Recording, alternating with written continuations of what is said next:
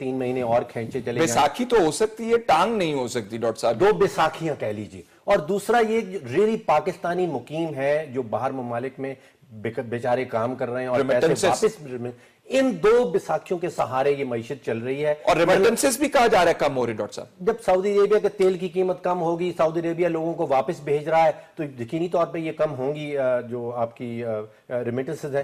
ایک ڈاکٹر سلمان شاہ صاحب نے بڑی اچھی بات کی, قرضہ اٹ سیلف لینا بری بات نہیں ہے, قرضے کا استعمال کیا ہوتا ہے. اس وقت ہم جتنا بھی قرضہ لے رہے ہیں وہ یا تو پرانے قرضہ جات کو اتارنے کے لیے لے رہے ہیں, یعنی کہ یہ نیا قرضہ جو آ رہا ہے اس سے کوئی نیا پروجیکٹ نہیں بننے والا, اس سے کوئی نئی اسکیم سامنے نہیں آنے والی. جو ڈاکٹر صاحب نے کہا کہ ہمیں 30 لاکھ یا 20 لاکھ نئی نوکریوں کی ضرورت پڑنے والی ہے, جو مستقبل کی آپ بات کر رہے ہیں, یہ وہ پروجیکٹ نہیں بن رہے, یہ صرف آپ پرانے قرضہ جات دے رہے ہیں, اور وہ 45% جو آپ کی پوری آمدن کا 45% جا رہا ہے سود کی مد میں.